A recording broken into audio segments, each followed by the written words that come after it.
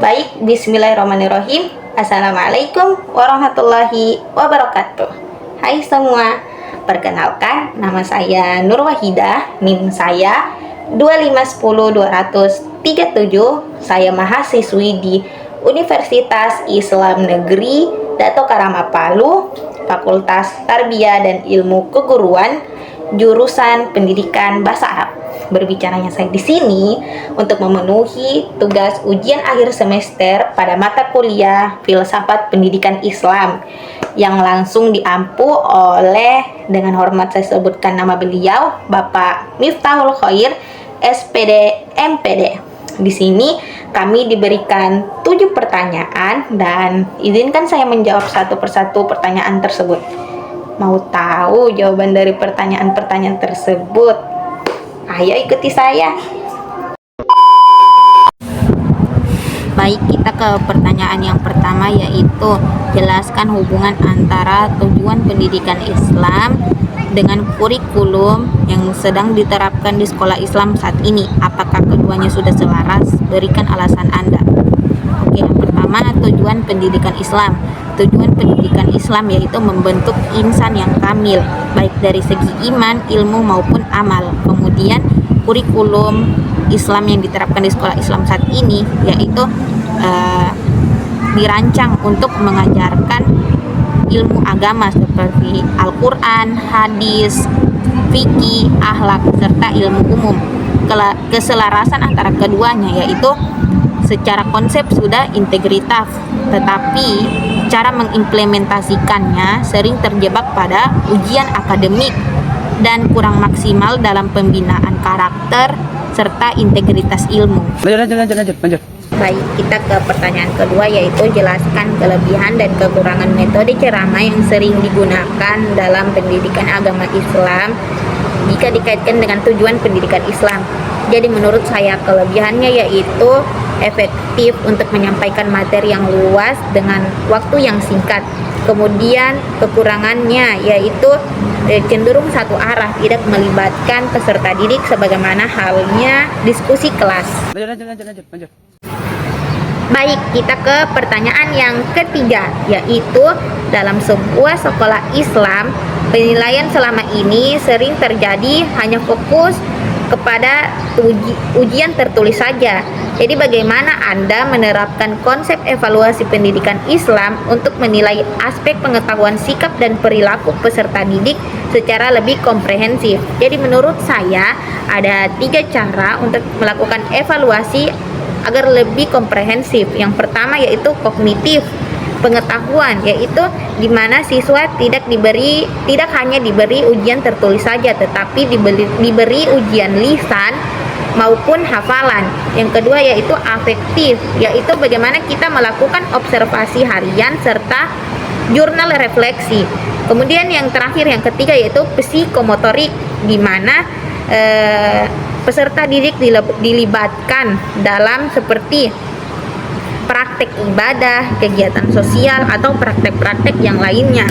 Dan evaluasi ini juga harus melalui konsep authentic assessment, yaitu di mana kita menilai peserta didik bagaimana mereka cara mengimplementasikan ilmu tersebut, tidak hanya sekedar di pengetahuan saja.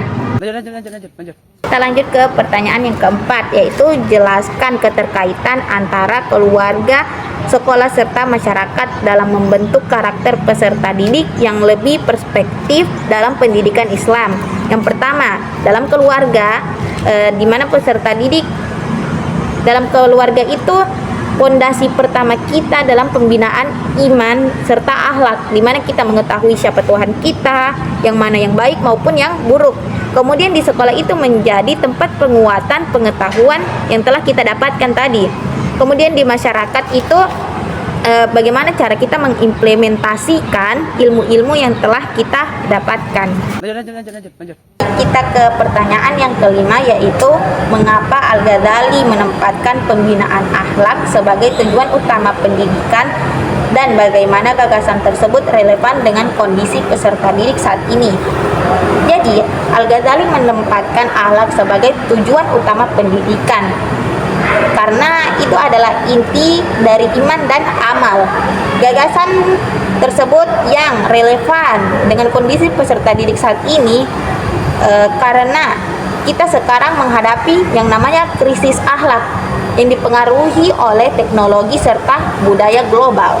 Lanjut. Kita langsung lanjut ke pertanyaan yang keenam, yaitu jelaskan mengapa Ibnu Khaldun menekankan pembelajaran yang dilakukan secara bertahap dan apa dampaknya jika prinsip tersebut tidak diterapkan dalam proses pembelajaran. Jadi Ibnu Khaldun dan prinsip proses pembelajaran secara bertahap. Beliau menekankan yang namanya tadarruj, yaitu bertahap dalam pembelajaran agar siswa tidak terbebani. Bagaimana jika anak PAUD sudah diberikan tugas makalah, kan tidak mungkin. Jadi secara bertahap seperti anak TK diberikan tugas membaca, belajar abjad, SD diajarkan cara berhitung, dan ketika mereka melalui tingkat-tingkat yang atas, mereka sudah diberi pengetahuan yang lebih tinggi. Dan apa dampaknya jika itu tidak diterapkan? Yang pertama, siswa mudah jenuh, kehilangan motivasi, dan gagal memahami konsep pengetahuan tersebut secara mendalam. Lanjut. Baik, kita ke pertanyaan yang terakhir, pertanyaan yang ketujuh, yaitu sebuah sekolah Islam ingin mengintegrasikan ilmu agama dan ilmu umum dalam pembelajaran.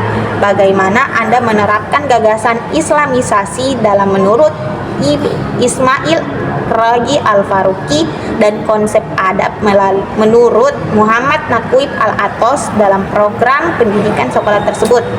Jadi jawabannya ilmu agama dan ilmu umum.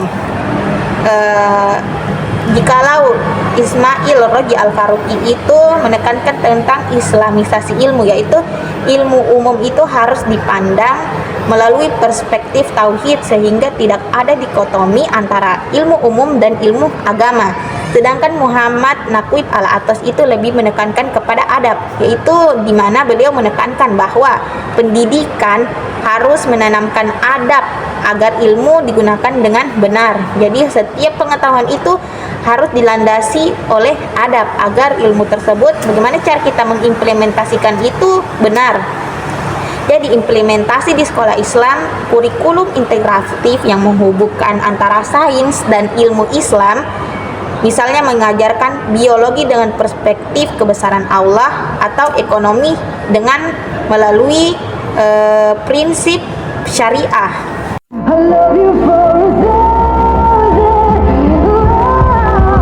Kesimpulan yang dapat saya ambil dari 7 pertanyaan yang telah diberikan kepada saya tadi, yaitu pendidikan Islam menekankan keseimbangan antara ilmu, iman, dan akhlak. Kurikulum sekolah Islam itu sudah berusaha ke arah tersebut, tetapi perlu penguatan lagi melalui tadi evaluasi yang komprehensif, metode belajar yang aktif, serta cara mengintegrasikan ilmu agama dan ilmu umum sehingga tidak ada dikotomi di antara keduanya dan benar-benar melahirkan insan yang kamil sesuai dengan cita-cita Islam. Mungkin itu saja yang dapat saya sampaikan. Saya rasa masih banyak kekurangan yang saya sampaikan dalam hal ini. Maka dari itu kurang dan lebihnya mohon maaf, karena kelebihan hanya milik Allah Subhanahu wa taala, tidak ada manusia yang sempurna.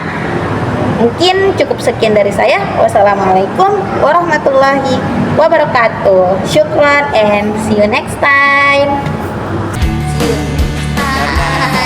Sampai bertemu di semester 3. Beradu, kita saling bantu melepas